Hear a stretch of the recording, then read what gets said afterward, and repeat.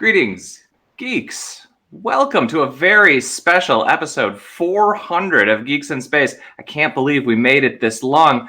I am here today with so many people. It's crazy. We have some special guests. We have Cliff Lampe.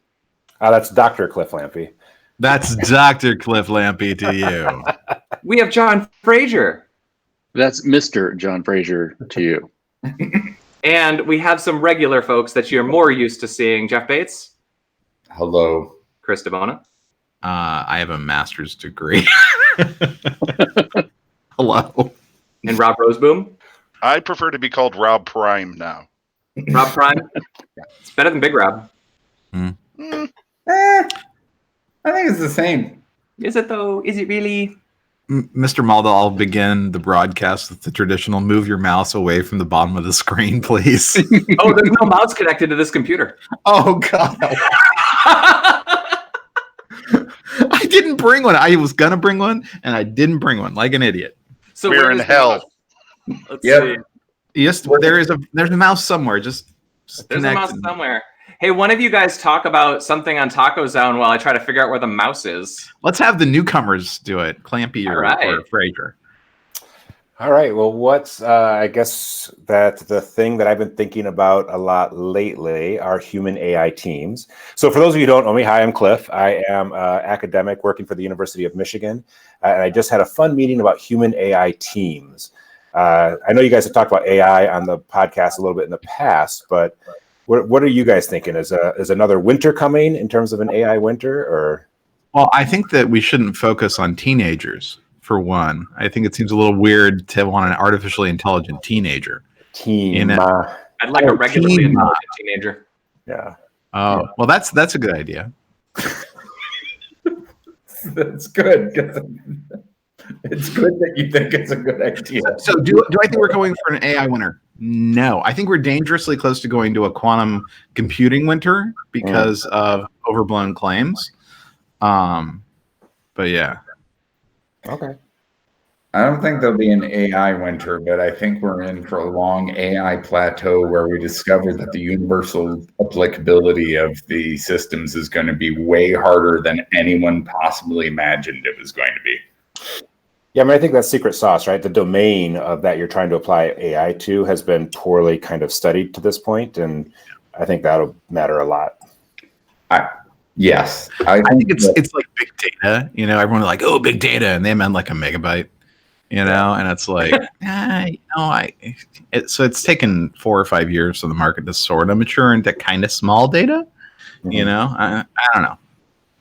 I feel like we're kind of distracted on what AI is or what it's supposed to be or what it's going to be, because there's so many things that are in these, like, I slapped a machine learning thing and kind of did a thing a little bit. And Yeah. I think people are confusing that with I can replace my lawyer with this thing that I click on and it takes care of 80% of my legal needs. And I think There there's is an pretty big overuse gap of the between the term two. AI Mm-hmm. when it comes to like AI versus machine learning. I mean, one of the stories we're going to be talking about is the Pixel camera and its AI method of astrophotography, and that's not AI, that's machine learning. Right. I always filter my understanding of AI through commerce because that's my business, and every time I think about AI, I think about chatbots and how horrible they are. And I think that intellectually, academically speaking, AI, we're not in an AI winter or not even approaching it. But certainly from a merchandising or an e-commerce perspective, yeah, no one's going to be paying any attention to it. And just think about like how poor the search and discoverability is on most e-commerce sites. And it's like, maybe you could nail that before you worry about a chatbot saying, so how do you feel about your return? You know, You can't even get humans to get these jobs right. You think you're going to get the machine right? See, they should go for more general chatbots. Like, it's going to be okay today. You're going to be all right, Cliff. Like, that would be the chatbot. That's friendly. the Marianne Williamson bot. You That's know? right. You're a good person. You're a good person. Give me some money. We should start with like a more easy, manageable task, like an AI Maria Kondo. Like, she can just tell you get rid of your shit, but that could probably be AI'd pretty easily because pretty much the whole answer is get rid of your shit. Did you Is that just AI tell or is her- that an expert system that has 3 questions? Have you used it in the last year? Does it spark joy?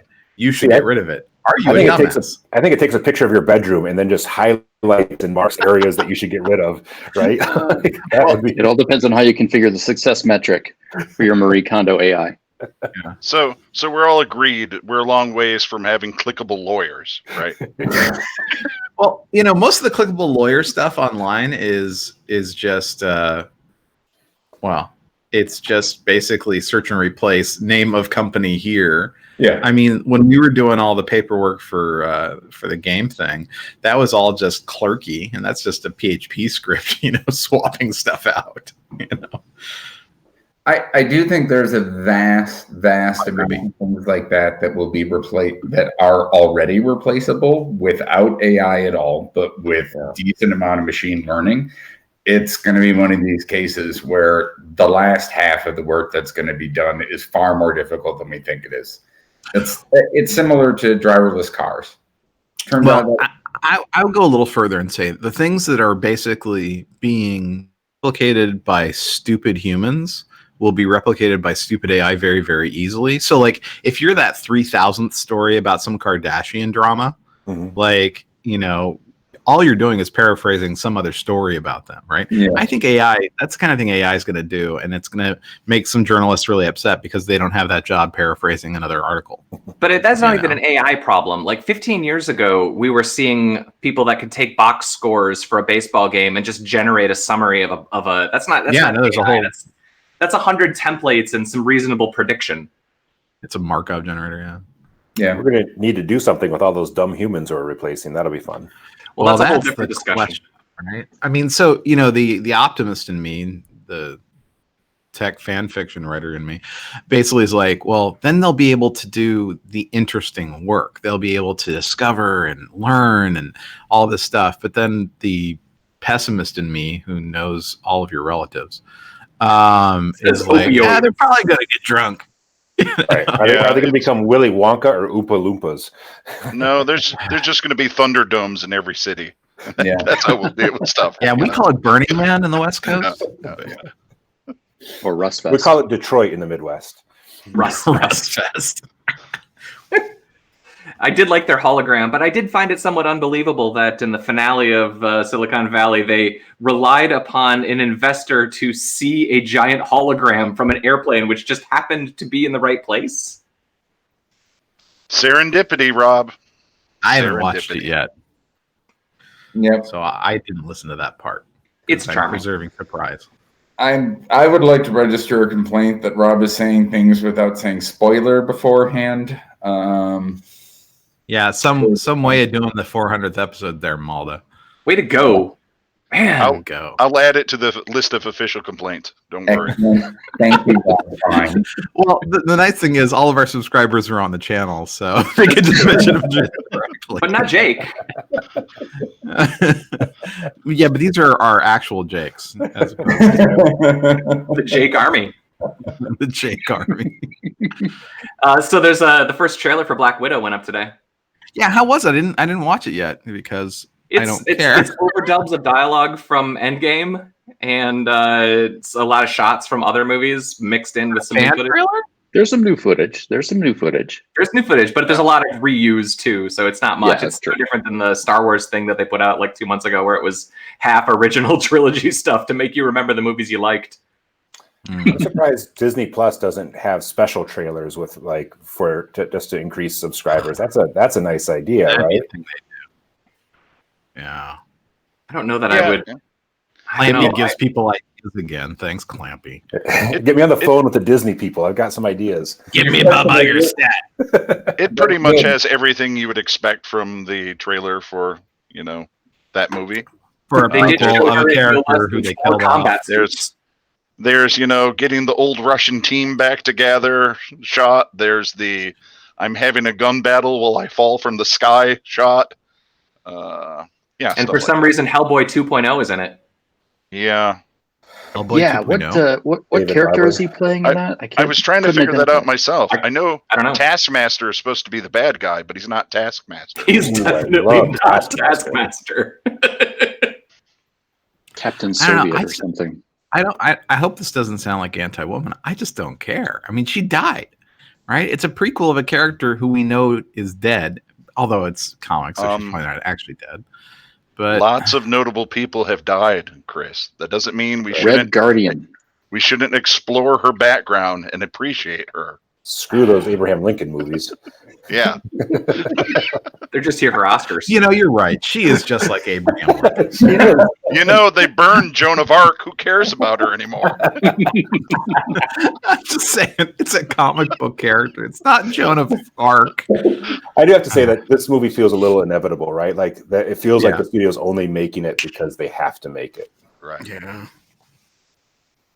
Why do they have to make it? Because they think that we care about Budapest. They think we care about Budapest. Nobody cared. Nobody cared about boring old Jeremy Renner and her stupid Budapest backstory. Nobody ever cared. We'd love a Hulk movie, but that can never happen. Yeah. Every time they bring up Budapest in the Avengers series, I'm like, oh God, no one cares. Literally no one cares. I'm sure there's someone who cares, like people who maybe live in Budapest, but it's like, you know, like it's like our fine markets in Budapest. It's like, did they even mention Sokovia in the latest Endgame? I don't think so. Do you know why? Because nobody cares. Well, that's also because the second Avengers movie was one of the weaker ones in the MCU. It's true. Yeah. Honestly, you know, if they brought back like Maximov, the Flash, you know, I mean, Quicksilver, that'd be all right. I'd be super into that. You know, I'm always into some Flash, right? But like, Black Widow, I hate to tell you this, she's not a superhero. She punched good. She punched good. He shoot good with the arrow pointy. I guess so. At that point, is Iron Man not a superhero either? Then you know how I feel about this, Mr. Bates. You know how I feel about this. He should be pasted inside that thing. You know, so he actually must be superpowered, right? He has anti-tomato pasting. That is something that AI could use well. What, it just adjusts the gravity? That physics no, AI Iron Man. I think we call those robots, though. Yeah. I think that's called Ultron, actually. And look how good that worked. That guy almost took over the world. Of course, that Jarvis out of it, right? So maybe they don't talk about Budapest anymore because they dropped Sokovia on Budapest. I'd be okay with that. I mean, again, sorry for our no Budapest listeners, but I really wish you would distinguish between our listeners who live in Buda and the ones who live in Pest. I really feel like you're just wait. Are they actually separate cities? I have not even cared enough to look at the Wikipedia entry. Yeah, it's like the Twin Cities in Minneapolis, where they were two cities that have essentially fused to become one over time. Well, which one's St. Paul in this case? I think Buda is the St. Paul in this case, and Pest would be the Minneapolis. Is one like? That's a good question. Did they have a prince? Is there any royalty in Budapest? Not at this point in history. Maybe that's what the movie's about. Well, I mean, it also was under the Austrian Habsburg Empire. So now you're speaking my language. I don't care about Black Widow, but I care about the Habsburgs. Did you read Danubia? There's a great book about the Habsburgs. It's called Danubia, Danubia. There'll be a link in the description below. There won't. There won't. It's really good. Let's talk about the Habsburgs, because I got to tell you, it's so much more engaging than Black Widow. You are excited to find out that Edward Habsburg IV is active on Twitter. Oh, really? Yeah. Does he have a cool eagle logo? No, it's just his face, but there is a lot of stuff with him going around to ancestral places and things like that. And then saying, "Sir, you're not allowed here." I thought we kicked your type out. Yeah. Thanks for World War I, jackass. Yeah. Yes. You couldn't duck your great uncle. So did you guys see that the .org actually sold for half of what it was valued at? We discussed this last week, and it was just over $1 billion. That's kind of astonishing. Clampy, how does the academic establishment feel about .org being strip mined. We'll worry more when they start sell .edu. that's when we'll get our hackles up. I haven't heard much about it in the academic circles. I think the idea is that the thresholds to other top level domains are so low at this point that that's probably why the valuation ended up being much lower than you might think. I mean, it's not the internet of the 90s, right? I don't think that .org cache carries much anymore. Was there ever really cache? Maybe in the 80s, late 80s, early 90s, where you couldn't actually get a .org without nonprofit paperwork. Yeah, I think even through like the mid to late 90s, it was still, people had a naive view of what that meant that carried a lot of weight. But yeah, when I got still think that naivete still exists amongst a certain class of internet user. I think that when let's say, boomer looks at .org, I think they might actually have some validity in that name. I think that's $1 billion worth of naivete right there. I think you're probably right. Now, I'm trying to remember when I got .org, this was like for Debono.org, 97, 96, 95. I'm pretty sure I had to say that I wouldn't run ads and that it was going to be a non-commercial site or whatever. Rob, did you see that with /.org? Stumble, www.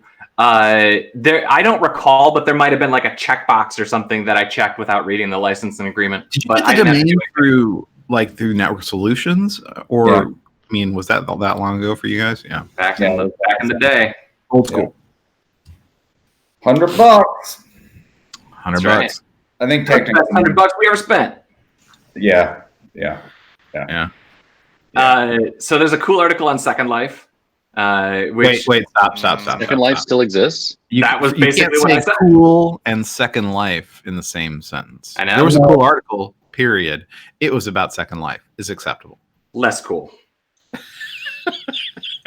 So I couldn't bring myself to read the article because, Second Life. What was it like? Well, the gist of it was just basically describing how it's fallen off in the last few years, but really it's basically the same as it always was. It's just now the people that were hyped about it and writing stupid magazine covers for Forbes, they're gone now. And then all that's left is just the weirdos who liked being there in the first place. It kind of, like, I read that and I was like, I bet someone is going to write this about Burning Man 15 years from now when the hype has finally died, people don't go to it anymore, and it's just the people who were there originally. Like, that's kind of it. The article was dead. Well, you metaphorically. Wait, I thought you don't care about dead people. Unless they're Habsburgs. Hey. No, the article was good. The thing that I had forgotten about, and I remembered we got some of these sent for /book reviews, was the books that were published about how to script in Second Life, how to set up your store in Second Life. Wow. Do you remember how proud IBM was? So, Clampy, going back to your original topic of an AI winter. So, IBM, much like with Watson, they were like all in on Second Life. They had an island, they had all these stories, they would do stuff, and then everyone's like, they would go and check it out, and they're like, oh no.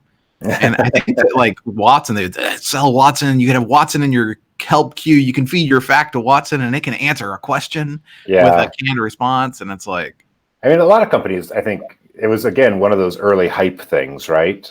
Without people really. But I see actually quite a bit of investment now in other kind of virtual worlds systems like Second Life was. I mean, Second Life is still around, of course, but like, for instance, I'm working with Mozilla on some stuff where, like, we're trying to replace like having to go to a conference, because that's kind of an environmental catastrophe at the end of the day, with these virtual interactions that you might have. And a webinar, if you will. Yeah, a webinar, but somewhere between a webinar and, a conference. And Mozilla has some virtual systems that we've been trying for the academic conference market. We'll see how those work. If you look at Overwatch, it's like, what, 16 minutes per thing? That's about as long as a modern talk, right? Yeah, that's right. So you can what we really should do is just get like a basketball arena or something and fill it up with just like 150 telepresence iPad robots, and then just let them wander around. And then they can all fight at the end of the conference in a BattleBot scenario, and you get it sponsored and everything's paid for. And it won't be an ecological catastrophe because you'll just have a chipper shredder at the end of the thing, and they just all roll into it at the end. It'll be great. Back to Thunderdome. We're going to recycle all that magnesium. It's all I've actually Thunderdome. spoken in a stadium. It's the worst. Can I just tell you? Like, I thought that like bad Slap Echo conference halls were bad. Nothing like a stadium. Stadiums are just honestly. I can't imagine trying to be a musician. You know. We have tried the telepresence robots a couple of times, and it's amazing how much people personalize them and how angry people get at them. They get upset at them, huh? Yeah. Why? Because they really wanted them on a plane or something? Well, it's kind of like it's a person who is in your way all the time, right? So the robots, I think people have very little patience with them because they often drive up to the front of the room and just like, it's like, you're a person who has no presence of anybody else around you. So you just sit in the front row and block everybody, or you kind of run into people because you don't have peripheral vision, or like they're actually just very clumsy interactants in a physical space. So they're kind of subhuman and they're treated that way. That's right. I prefer to call them robot Americans. All right, then. We talked a couple of weeks ago about a rumored leak that there was going to be an astrophotography thing on the new Pixel phones, but that's real now. It's a real thing that Google employees can talk about. I can actually say one of the guys who sits about 10 feet away from me in the office has spent the last 4 years working on part of it. It's pretty impressive. Well, okay, so all hail the company, and I love astrophotography personally, but do other people actually care about this? I do. So I desperately want astrophotography on my phone. I will tell you the thing that it actually makes more useful is that the Face ID settings work in incredibly low light at this point, which is probably the unintended the intended consequence of it. You laugh, but I open sourced a Face ID library, I want to say 10 years ago from Google. And actually the person who worked on it was also somebody who worked on the star scope for orientation for the rovers and for the Mars Reconnaissance Orbiter. So it's like there's something there where the orientation of the stars for direction finding, for navigation, leads to this whole world of facial identification and the rest. Plus, we need a lot more cameras out there to compensate for Elon Musk's satellites. Oh my God! Oh my God! Oh, hey, the trial is today. He gets to testify today. So we should let our viewers, Clampy and Frazier know in case they missed it. We have sort of a gentleman's bet going for a bottle of Chateau Picard. $23.96. That if he loses in America, something happens. I don't know. It's just an excuse to pop a bottle of Chateau Picard. But yeah, I'm convinced he's going to lose and lose bad. Jeff, do you still feel like he's going to lose? I think that Musk will. I think that the American suit is not going to amount to much. I think he's going to lose huge in Thailand and in Britain. Yeah. But yeah, I mean, I think he's going to lose huge in America too, because they found that Urmson is a private individual, not a public figure, which basically dooms Musk. Yep. They have already found that he is a private individual. Yeah. Oh, yeah. Well, then he will definitely lose in the U.S. as well. I wonder how boned he's going to be. It's going to be hundreds of thousands or millions. We should change our bet to the amount it's going to cost him. I bet it's over under 4.5 is the U.S. Yeah. Okay. He could have donated a lot of trees to Treebeard for that money. Yeah. The real question here is some enterprising winery already making Chateau Picard? Oh, dude. Oh, yes. Yeah. Oh, yeah. That's what I thought. Okay. Yeah. Yeah, I've got a It's stupid expensive. It was like $60 a bottle. Yeah. Can we just go back to Rob saying more trees to Treebeard? Because I'm wondering what Rob thinks Treebeard is. It's an ent, right? Yeah, but why are we sacrificing trees to Treebeard? Because he was one of the guys who was competing on that tree farming thing that Elon Musk donated 1 million trees to. Oh. Elon right. said he donated $1 million. Much like the Tesla Museum, people have a hard time seeing that money. So let's see the receipts. Hmm. Is this like a Trump Foundation style thing? I'm just saying he promised $30 million to the Flint water crisis. He promised. I mean, he's got a history of big promises online. Somewhere there's a very large building filled with Elon Musk portraits paid for by his foundation. That's a good strategy for a private citizen. I think I'm going to like start contributing to the March of Dimes and then just blowing them off, right? But taking a lot of credit on Twitter. Good. The March of Dimes. I mean, I keep making pens for people and telling them to donate money to the EFF. Is that good? We just have to figure out a way to get him to defame us publicly. That's right. That's what this story teaches me. But we have to do it without defaming him.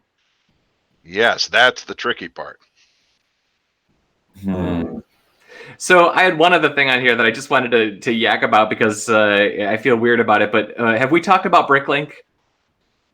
I love Bricklink. I love Bricklink. Don't know if we have or not, but it was called Brick Bay, and then eBay said no, and then they changed their name to Bricklink. And yes, which is better, I think. So the Lego Group officially bought it, which is super weird. No, really? Yeah. That's amazing. Yeah, it is kind of amazing. But I mean, you guys, I've told you this before, but I built the discontinued 5,000 piece Millennium Falcon entirely from Bricklink. Wow. And it was one of the most satisfying projects that I have done in years. It's just so fun. Like, it has all of my obsessive compulsive filling in lists and finding missing pieces. And then when you're done, you get a giant Millennium Falcon. Is Lego going to kill it or grow it? I assume they're going to grow it. It's huge. And then they can probably... So, all right. The economy of Bricklink is really weird because it has a natural floor for most prices, which is the fixed price that you can buy the piece directly from Lego.com.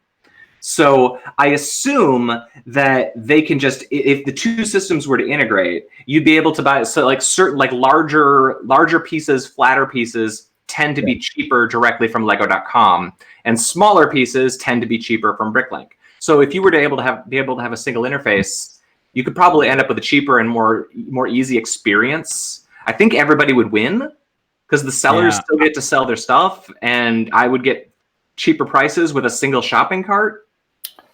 Yeah, but most manufacturers don't make secondhand markets, right?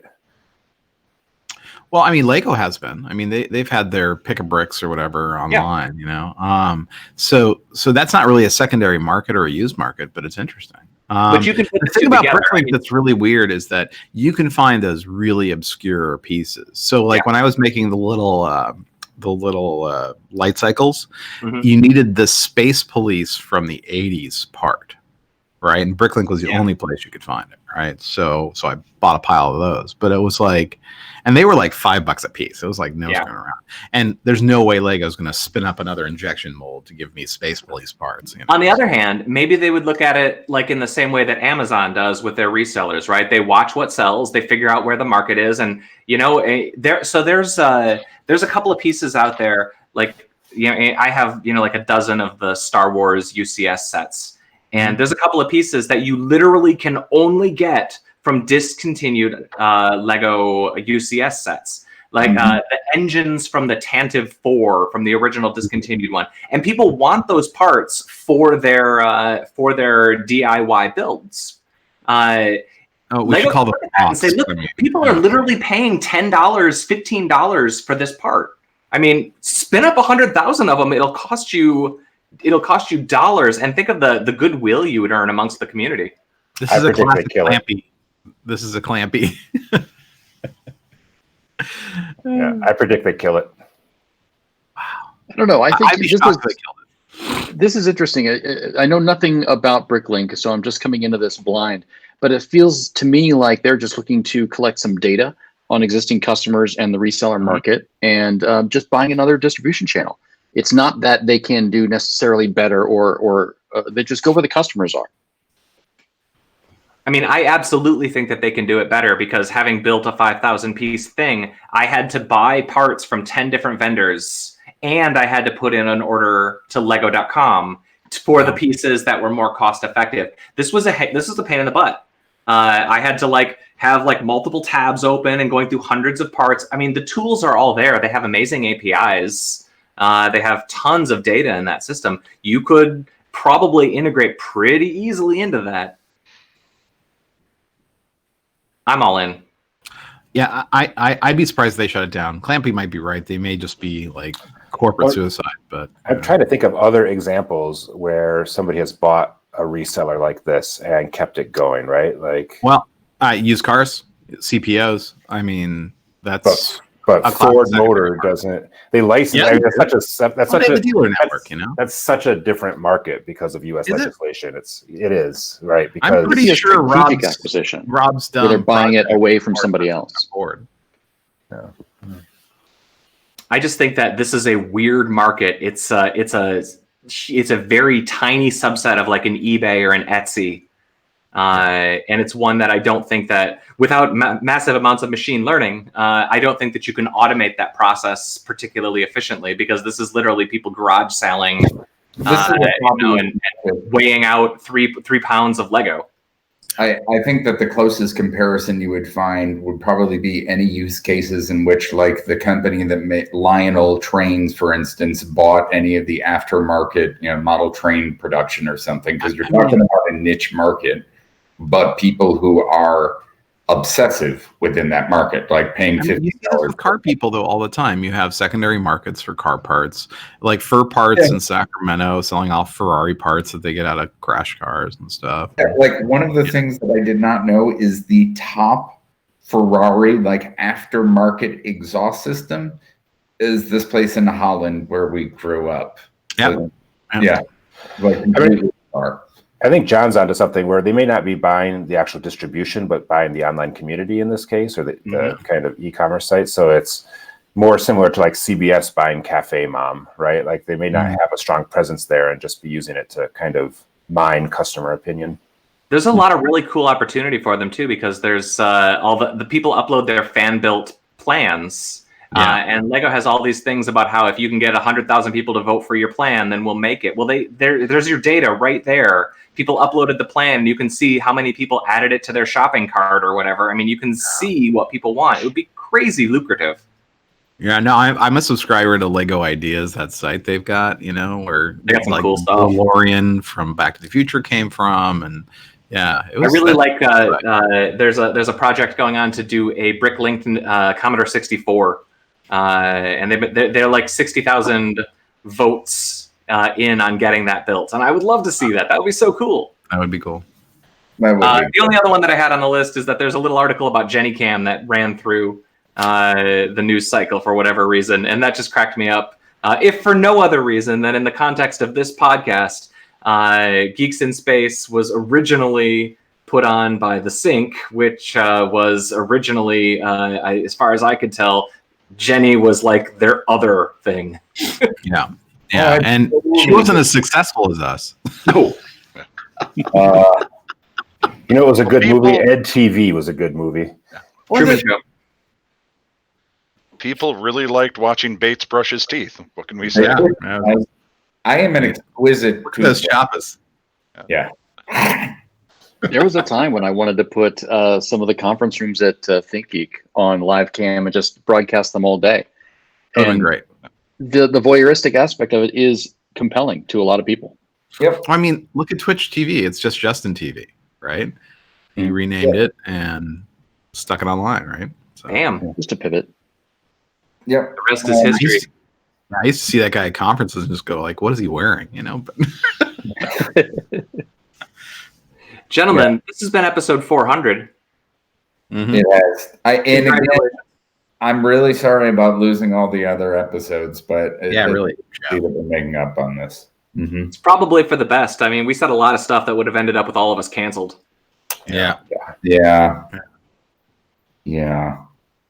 All right, I'm going to throw up a goodbye slide. Can I say goodbye to Jeff Bates? Goodbye, Robert. Chris DeBona. Goodbye, Chris DeBona. John Frazier. Goodbye, John Frazier. Cliff Lampe. Goodbye. And Rob Roseboom, who's not even on my screen right now. Yeah, I'm hiding. Too much personality. All right, folks. Thanks for tuning in. I hope you listened to all 400 episodes in your massive binge watch. I'm Rob Commander Takamalda. This has been Geeks in Space. We'll talk to you guys.